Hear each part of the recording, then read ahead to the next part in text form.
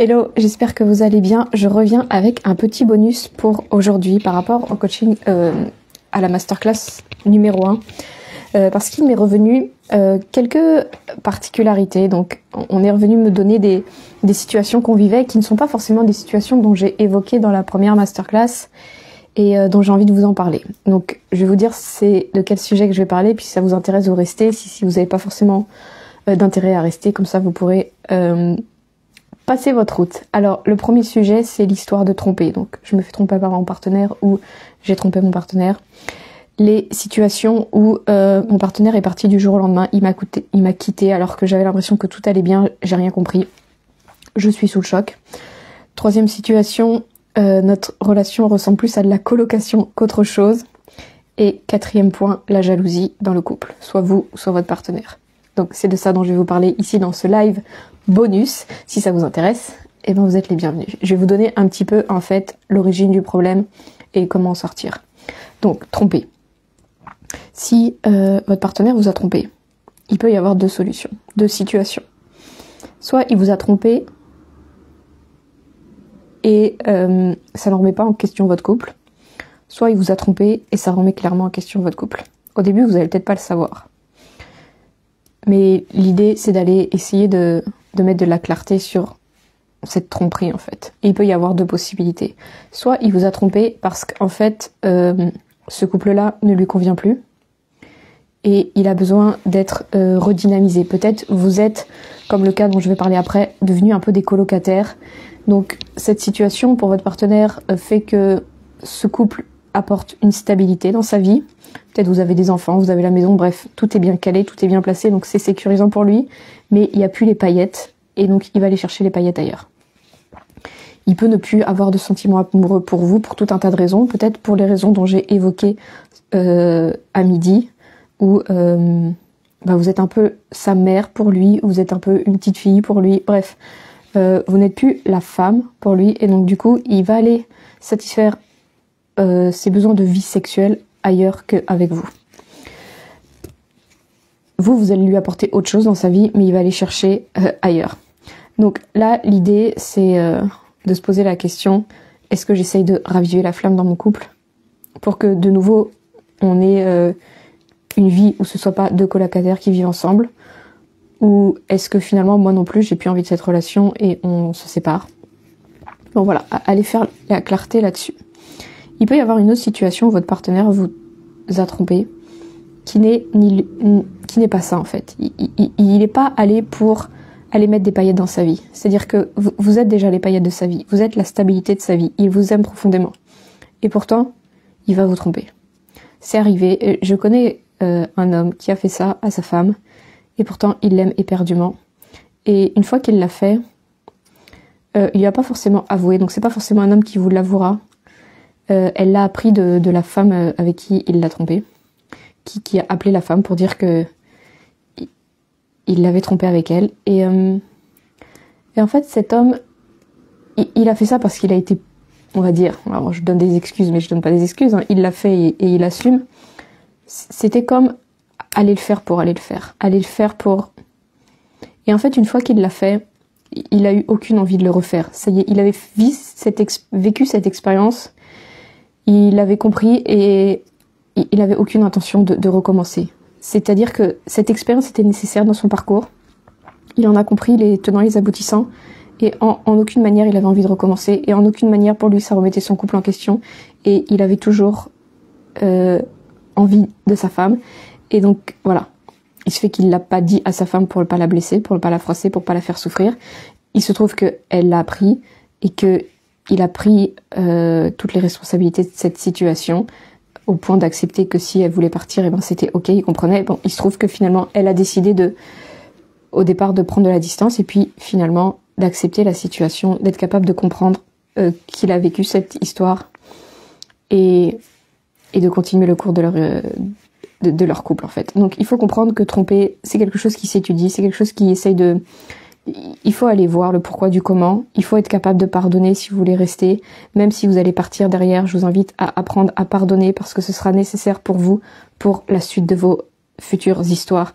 Tant que vous pardonnerez pas, vous allez rester avec ce truc qui va comme créer un lien toxique qui va vous empêcher de créer des belles choses. Donc c'est vraiment important, si vous vivez ce truc et que ça vous fait vraiment souffrir, d'aller faire le travail. Donc ça, c'est pour les tromperies. Si vous êtes celle qui va tromper votre partenaire, ce qu'il faut comprendre, c'est que vous êtes comme cet homme en fait qui peut tromper sa femme. Soit vous le faites parce que c'était quelque chose que vous aviez besoin d'expérimenter et vous comprenez que ça remet en aucun cas votre couple en question, que vous aimez éperdument votre partenaire, etc. Ou ça peut vouloir dire que il n'y a plus cette flamme dans votre couple. Et donc soit vous savez que vous pouvez, si vous faites un travail suffisant, par exemple avec un thérapeute de couple, de remettre de la flamme dans votre couple, ou soit vous savez que vous êtes arrivé à la fin de cette relation, vous savez que vous avez envie d'autre chose, vous savez que ce n'est plus l'homme de votre rêve, et donc ce fait que vous avez trompé votre partenaire vient vous dire qu'en fait vous avez envie d'autre chose dans votre vie, ok? Donc à vous de voir ce que ça vient vous dire pour vous. Donc ça, c'est sur les situations où vous allez tromper votre partenaire. La deuxième chose, c'est le deuxième sujet dont je veux vous parler, c'est les colocataires.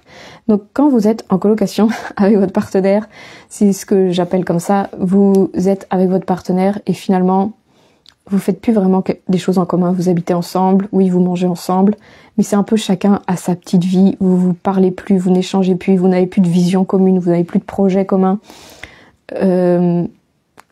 Il n'y a plus d'étincelle dans le couple en fait.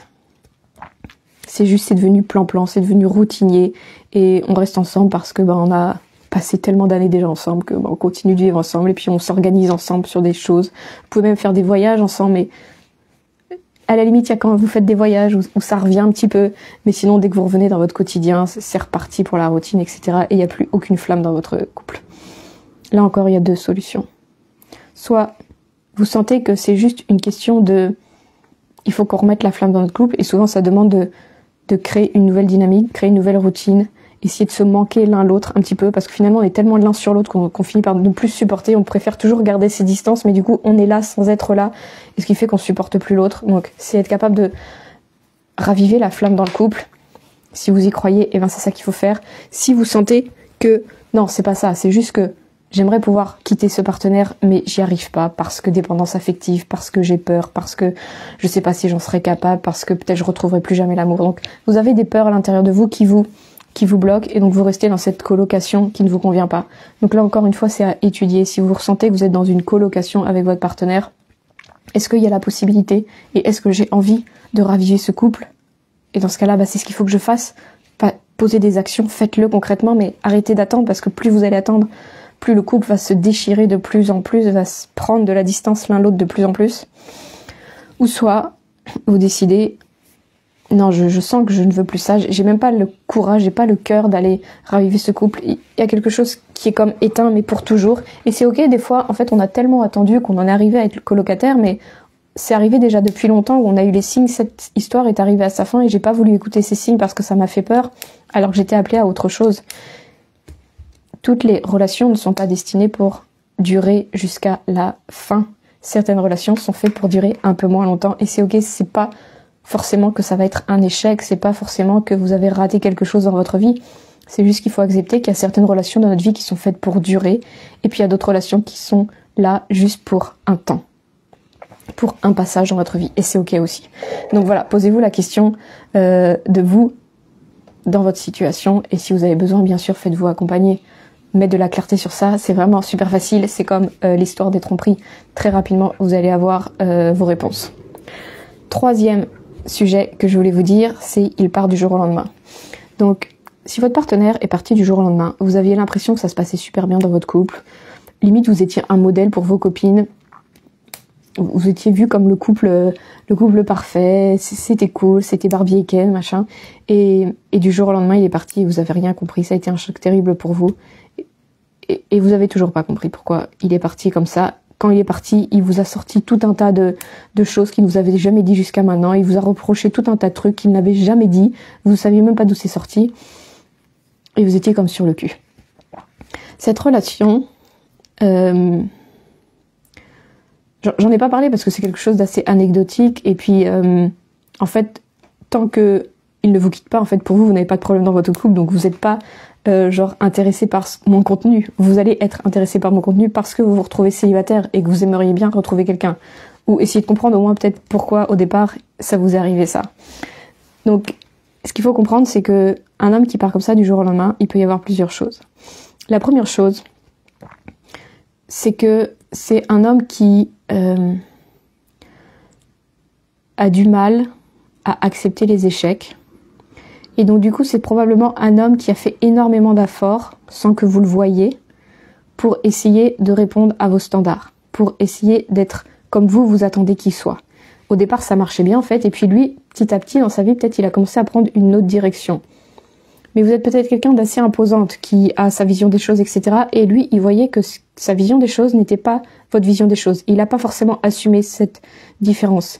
Mais il voyait que ça lui convenait plus en fait. Mais lui, étant donné qu'il veut pas vivre cet échec, qu'il veut pas voir que ça va plus fonctionner, il va se forcer pendant un certain temps.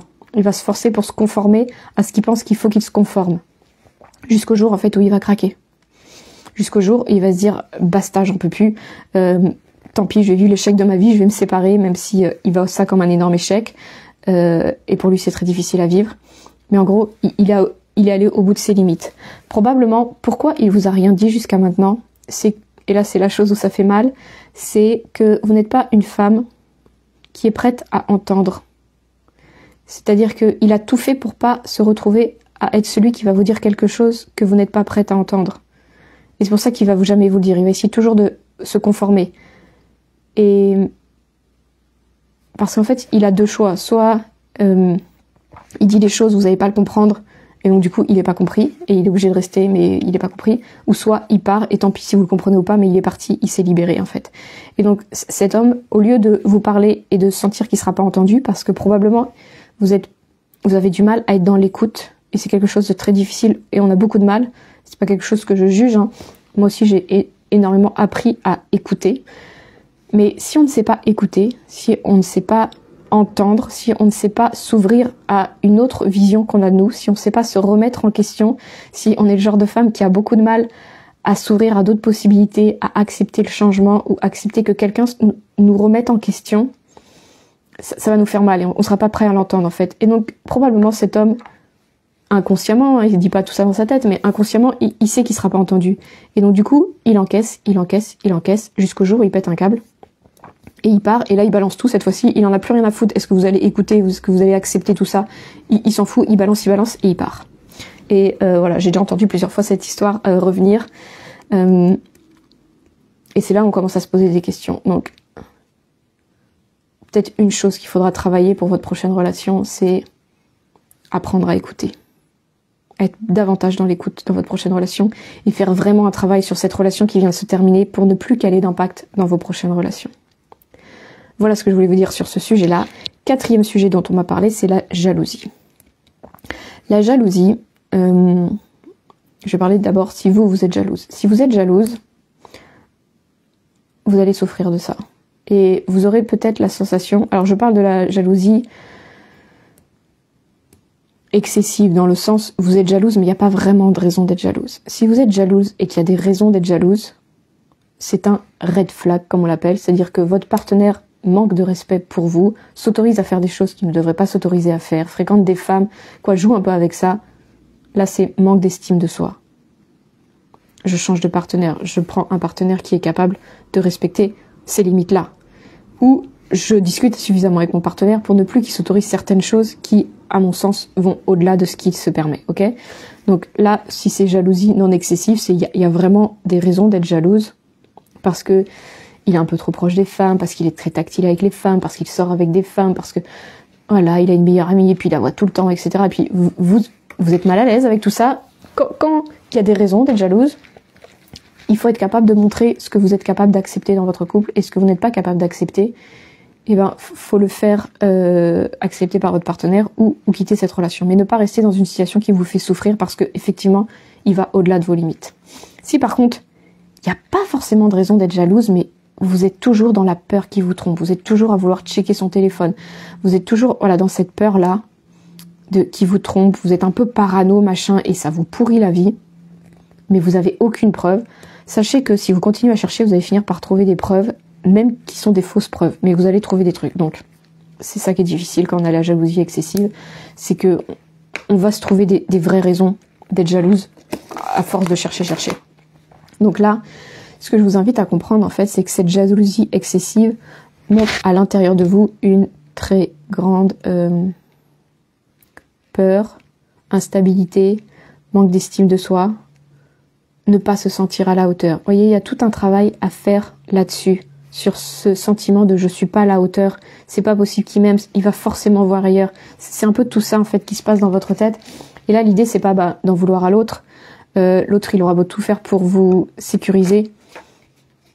Vous serez toujours dans cette peur. C'est vraiment un travail à faire sur vous, sur votre capacité à vous sentir plus confiante, à avoir davantage d'estime pour vous-même, à savoir que vous méritez un homme, etc. Donc c'est tout ce travail à faire quand vous êtes dans la jalousie excessive. Et c'est la même chose du coup quand c'est dans l'autre sens. Donc si votre partenaire est jaloux, regardez, est-ce que vous avez des choses à vous reprocher? Est-ce que vous êtes un peu à le provoquer? Genre vous discutez avec des hommes et puis c'est un peu ambigu, vous envoyez des cœurs ou je sais pas quoi. Voyez, regardez, est-ce que vous avez vraiment un comportement clean? Si vous avez un comportement pas clean et que vous êtes honnête avec vous-même et que vous dites oui, des fois je sais que je provoque et c'est pas cool pour mon partenaire. Ne soyez pas cette femme-là, ou en tout cas je vous invite à pas être cette femme-là, et soyez ce genre de femme plutôt qui est réglo, ok? Et vous attirez du réglo en face de vous. Donc ça, vous avez tout intérêt. Si par contre, il est jaloux excessif, sachez que vous ne pourrez rien faire. Vous aurez beau vous isoler de la planète, ou ça vous rendre malheureuse, et lui sera toujours jaloux. Donc là, comprenez bien que soit vous supportez sa jalousie, et vous l'invitez à travailler sur lui, soit vous n'acceptez pas ce genre de partenaire qui finalement, il se pourrit la vie lui, mais il va vous pourrir la vie vous. Dans ce cas-là, faites le choix qui vous convient, mais sachez que ça ne tient pas de vous. C'est-à-dire que c'est à lui d'aller travailler. Et vous pourrez rien faire pour lui tant qu'il voudra pas, lui, aller travailler sur sa jalousie excessive. Voilà ce que je voulais vous dire sur ces 4 types de problématiques en fait que vous pouvez trouver dans votre vie sentimentale. J'ai essayé de vous apporter des éléments de réponse pour vous apporter de la clarté, pour vous aider à voir dans quelle direction il faudrait que vous alliez travailler. J'espère que ça vous aura aidé. Je vous rappelle que je vous offre 15 minutes de coaching gratuit pendant ce challenge, donc n'hésitez pas à prendre cette séance qui est totalement offerte. Ce n'est que du bonus pour vous, pour aller voir en particulier sur votre problématique personnelle. Je vous donnerai des éléments de réponse, un peu comme je l'ai fait ici. Et je vous dis à demain pour le jour numéro 2. À très bientôt.